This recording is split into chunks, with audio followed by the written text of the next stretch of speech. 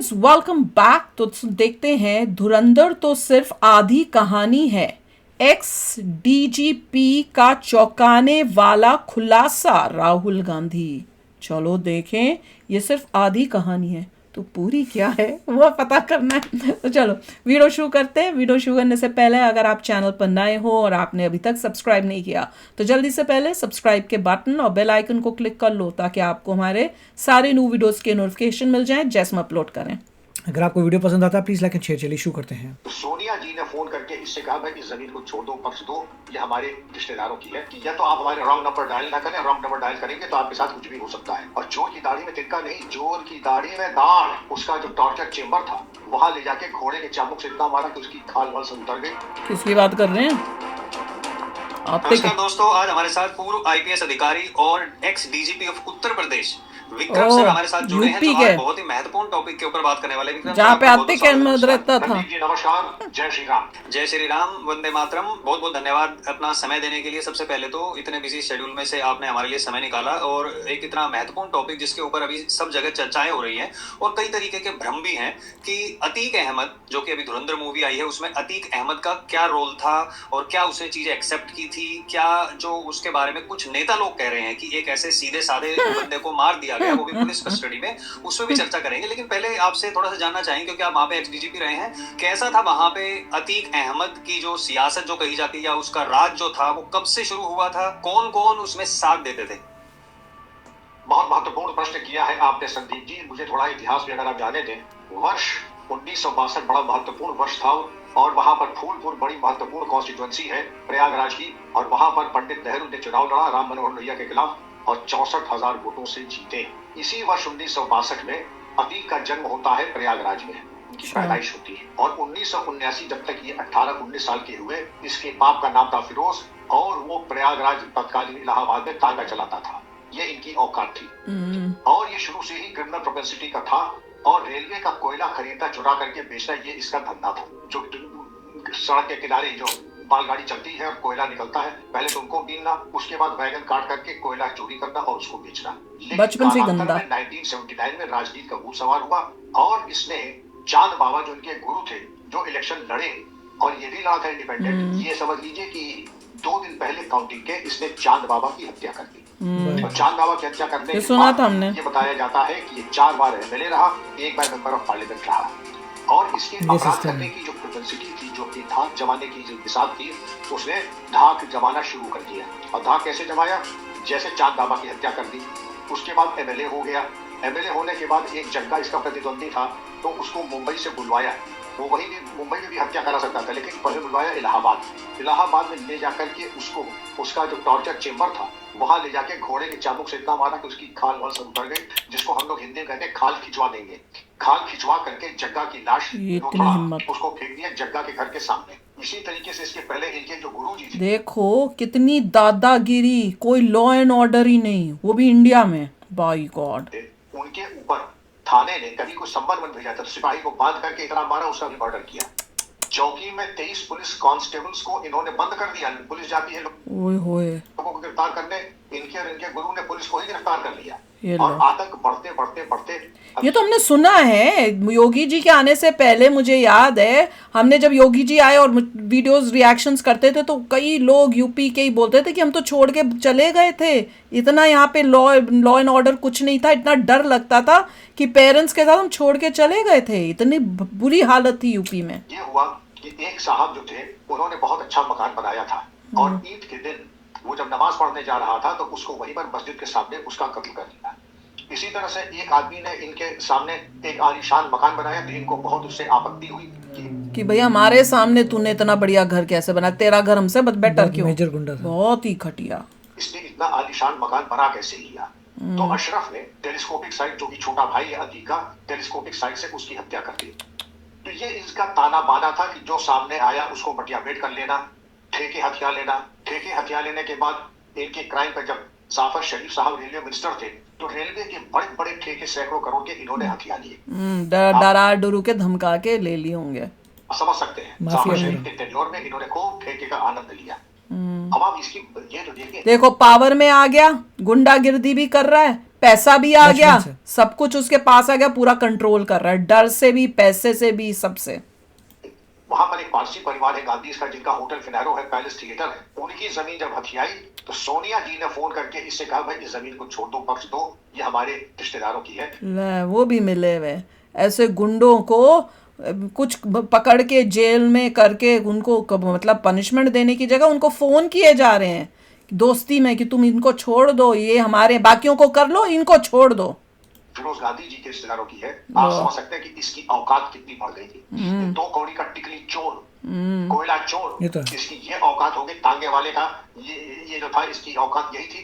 लेकिन कालांतर में हमारे भ्रष्ट समाज ने और भ्रष्ट राजनीति, अब आप आते बहुत अच्छा बोला कि ये है क्या समाज है, ये कितना- मेरे से बनेगा। हाँ, नहीं, मैं ये देखो कि सिस्टम कैसा है, सोसाइटी कैसी है कि ऐसे बंदे को कहाँ पहुंचा दिया, पावर पे ही। वाह। हैं नेताजी के साथ, कभी अपना दल में इंडिपेंडेंट भी कई बार जीता, अपना दल के साथ भी जीता। जीत और कैसे रहा? समाजवादी पार्टी में जब ये आता है तो ये देखिए कि इसने अपनी सीट छोड़ करके फूलपुर का इलेक्शन लड़ता है 2004 में। और 2004 में जब पार्लियामेंट लड़ता है, कौन सी, वही पंडित नेहरू वाली। और कितने वोट से जीतता है? 64,800। पंडित जी भी इतना वोट से नहीं जीत पाए, पंडित जवाहरलाल नेहरू जितना अतीत में वोट लिए। पता नहीं जीता कि वहां पे भी गपले करके चोरी चोरी करके किया होगा, उससे डरा पहले की बात धमका। बताता हूँ, जिसने कहा कि इलाहाबाद पश्चिम की सीट खाली कर देते हैं, अपने भाई को लड़वा देते हैं, जीत जाएगा। लेकिन भाई को भी बसपा से ये राजूपाल खड़े हो गए, वो जीत भी गए 5-6 हजार वोटों से। अब इसको इतनी मिर्ची लगी कि हमारी सीट भी ये जीत कैसे की। अरे डोंट टेल मी, उसको भी हाँ, मार वो देगा क्या? या। अब इसने राजूपाल की हत्या करवाई दिन Correct. दहाड़े। Yes. इसकी शादी हुई थी पूजा पाल की और राजूपाल की 16 जनवरी 2005 में, और इनका मर्डर हो गया 25 जनवरी, यानी कि 9 दिन के अंदर इनकी हत्या हो गई। शादी की मेहंदी भी नहीं मिटी थी पूजा पाल बेचारी की, और Correct. 25 जनवरी को इसकी Yeah. हत्या हो गई। और कैसे हुई, अगर आप इलाहाबाद से परिचित हैं तो इलाहाबाद समझ लीजिए, कैंट से लेकर के दारागंज तक दिन दहाड़े रगेद के दौड़ा के सैकड़ों गोली मारी। और जब लाश अस्पताल पहुंच गई तो लाश के ऊपर भी जाकर के गोली मारी। इतना विभत्स हत्याकांड हुआ था दिन दहाड़े। भाई गॉड, सोचो इतनी पावर थी। सोसाइटी में ये सब हो रहा हो देश के Law and अंदर order zero। और कुछ नहीं, कोई कौन रहेगा उसको, उस स्टेट में? ओ बाप रे, ये तो ऐसे लग रहा है कोई वो जंगल में रह रहे हैं। विक्रम सर, आपने ये बताया कि किस तरीके से उसने मारा था। कुछ लोग तो इस पे भी आपत्ति जता रहे हैं कि यार धुरंधर में ऐसे क्यों दिखा रहे हैं, इतनी मारकाट नहीं दिखानी चाहिए। लेकिन जो आप बातें उन्होंने बता रहे दिखाया। हैं उससे तो साफ लग रहा है कि ये जो मूवी में दिखाया जा रहा है ये तो कुछ भी नहीं है। जिस तरीके से उसने हत्याकांड को अंजाम दिया था, लोगों को मारा था, उसको किसी का डर नहीं था। यहाँ तक कि गांधी परिवार, जो कि इस देश को अपनी बपोती समझता है, उनके रिश्तेदार की जमीन भी इन्होंने कब्जा ली और फोन करना पड़ा कि भाई ये जमीन मत करो। अगर फोन उसके बाद क्या फोन किया तो उसने छोड़ दी होगी, हो सकता है उसने इसलिए पक ली हो, उस नहीं फ्री में की होगी कि कांग्रेस के ये तो हैं, फ्री में करी होगी क्योंकि फोन आया है और उसने ले ली होगी। उसको ये नहीं पता होगा कि कोई रिश्तेदारी है, और जब पता चलेगा रिश्तेदारी है तो छोड़ दिया होगा। ये बताना कि पैसे लेके किया कि वैसे ही छोड़ दिया कि ओ तुम भी भाई, हम दोनों भाई भाई। करने के बजाय वो सेना को भेजे, कुछ लोगों को वही भेज तो, के उसको वहीं निपटा सकते थे। तो इसके अच्छा पीछे क्या सवाल। कारण है कि उन्होंने एक्शन क्यों नहीं लिया? अच्छा सवाल है। अब मैं आपको 3 वाक्यों में इसका उत्तर दूंगा। सेना तो तब भेजते, होना यही चाहिए था कि जब जिसने 23 सिपाहियों को बंधक बनाया तो आपको एक कंपनी पीएसी भेज के घिरवा करके इनको मुठभेड़ में इनको निपटा देना अरे वो सब मिले हुए हैं, उन्हीं से फिर काम करवाएंगे आगे, अगले जब अपना कोई करवाना होता है तो इन्हीं को यूज करते हैं और काम करवाते हैं। मेन रीजन तो ये है, पाल रहे होते हैं ये इन लोगों को, जैसे कहते हैं ना पालते हैं कि जब टाइम आएगा तो इनसे काम निकालेंगे गलत कामों में। था। ये हम लोगों ने यही किया है कि या तो आप हमारे रॉन्ग नंबर डायल ना करें, रॉन्ग नंबर डायल करेंगे तो आपके साथ कुछ भी हो सकता है, और जो हुआ अंततोगत्वा इनके साथ। अब आप इसके ऊपर आ जाइए कि होना यही चाहिए था। लेकिन तत्कालीन नेता ने, जब प्रदेश का मुख्यमंत्री उसके घर जाके कुत्ते से हाथ मिलाएगा तो संदेश यही जाएगा। इसके अलावा जब कुत्ते से हाथ मिला रहे संदेश यानी इधर देखने का कष्ट मत कीजिएगा वरना नौकरी चली जाएगी। मैं लानत भेजता हूं तत्कालीन डीएम, एसएसपी, डीआईजी, आईजी के ऊपर, इस सब कुछ रहते हुए भी आपने कार्रवाई नहीं की, आप मूक दर्शक बने रहे इसकी हिंसा की। और बताया भी जाता कि पूरी तरीके से ये इससे मिले हुए थे। आपके सवाल का दूसरा बिंदु, मैं तो लोग कहा। कह रहे हैं इतनी हिंसा दिखाने की जरूरत क्या थी। तो जिनकी चोर की दाढ़ी में जिसको कहते हैं तिनका, हर पिक्चर के पहले ये डिस्क्लेमर आता है, ये फिल्म पूरी तरीके से काल्पनिक है, जीवित या मृत किसी भी व्यक्ति से इसका कोई संबंध नहीं है, और अगर वो संबंध है तो वो महज इत्तेफाकन है, कोइंसिडेंस है।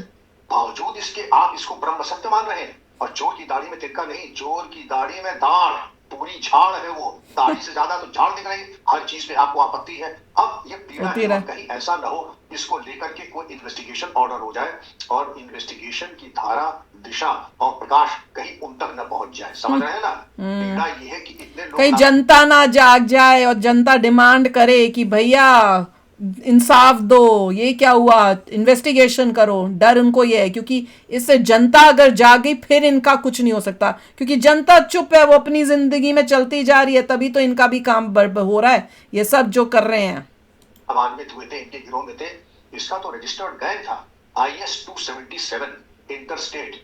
डिस्ट्रिक्ट का गैंग होता है संदीप जी, तो उसको कहते हैं डिस्ट्रिक्ट। इंटर रेंज होता है तो उसको कहते हैं IR। ये इंटरस्टेट है, यानी अंतरराष्ट्रीय, अंतर प्रांतीय खिलाड़ी थे। इंटरस्टेट तो अंतर प्रांतीय खिलाड़ी जब थे तो इनका गैंग नंबर था 277 IS 277 गैंग नंबर भी। और पुलिस इनके पीछे लगी हुई थी।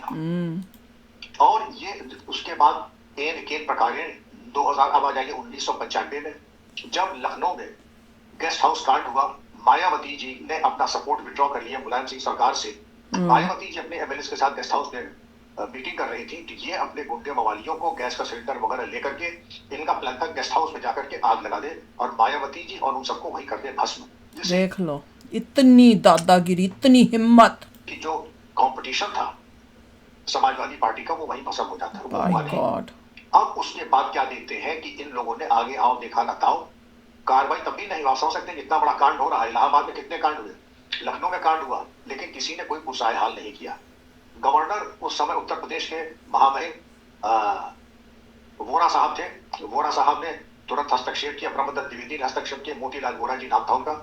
और ब्रह्मदत्त द्विवेदी जी खुद भी बड़े मजबूत नेता थे।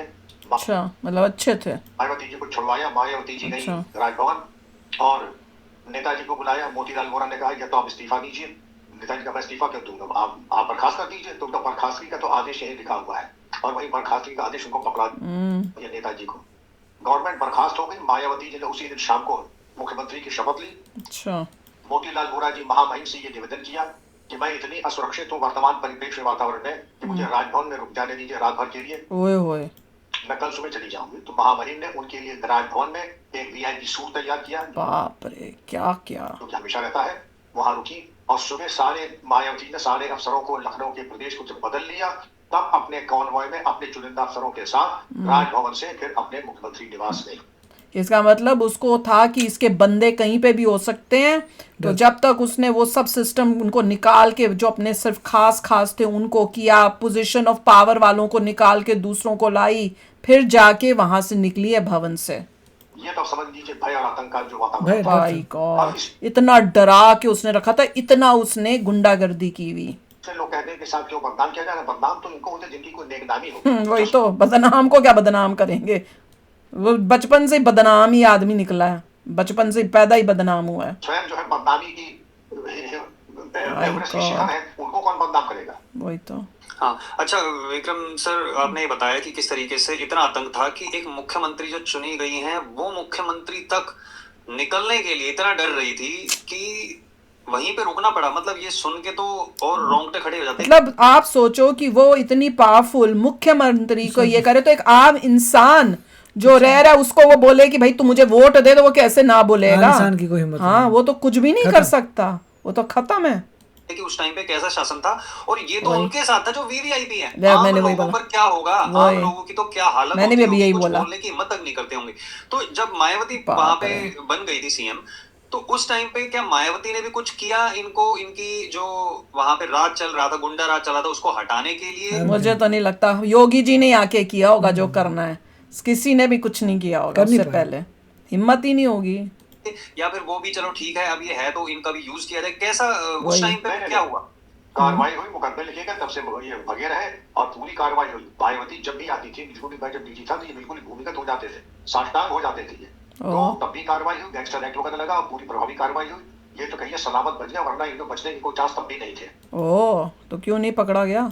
लेकिन उसके बाद फिर सरकार बदली, फिर इनको एक रिलीज ऑफ लाइफ मिल गई। उसके बाद फिर ये होता है। अब आप आ जाइए 2004 में MP बनते हैं। MP बनने के बाद फिर इनकी गतिविधियां शुरू हो जाती हैं और उसके बाद इनका तांडव। अच्छा, ये बोल रहे हैं कि ये खुद बन जाता है जब पावर में आता है। उसके बाद योगी जी आएंगे। हाँ, मैं तो तब से वेट कर रही हूँ, योगी जी पे स्टॉप कर दूंगी वो अगले पार्ट वो में। मजे की बात है। होता है कि ये देवरिया जेल में ये मौजूद रहते हैं और वहां पर मोहित जायसवाल नाम के एक व्यापारी को बिल्डर बुला के अपने सामने जेल के अंदर अपने गुंडों मवालियों से उसकी पिटाई कराते हैं। हेलो जेल में बात बाहर आती है तो chief justice of Uttar Pradesh Dilip Bhosle Maharashtra थे और उत्तर प्रदेश के चीफ जस्टिस थे। उन्होंने इनको ट्रांसफर करवाया, ट्रांसफर करा के इनको शायद भेजा बरेली। तो अच्छा, बरेली के डीएम एसएसपी कहते हैं कि हमें अपनी जान माल का खतरा है। समझ हेलो, पुलिस वाले ही डर रहे हैं कि हमें अपनी जान का खतरा है। ये तो क्या तुम लॉ ऑर्डर करोगे यार, लीजिए, जान माल का खतरा है। वाह। 11 हाई कोर्ट के जजेस ने अपने आप को इनके प्रकरणों से रिक्यूज कर लिया कि हम इसका प्रकरण नहीं सुनेंगे। आप समझ सकते हैं कि अतीक का आतंक कितना था। 11 हाई कोर्ट के जजेस ने इसके प्रकरण को सुनने से साफ मना कर दिया। ये तो भय और आतंक का पर्याप्त। बाय गॉड, असलियत तो इसकी ये है बंदे की। मूवी में तो इन्होंने बहुत कम दिखाया उसका, कुछ भी नहीं दिखाया उसमें। तो ऐसे ही बस दिखाया कि ये सिर्फ पाकिस्तान से तो वो लेके आ रहा है। लोग इतनी पोजीशन ऑफ पावर में चले गए कैसे? हाँ, इस तरह के लोग अनपढ़ गुंडा, बचपन से ही गुंडागर्दी, बचपन से ही बुरा आदमी, बचपन से बच्चा ही गंदा।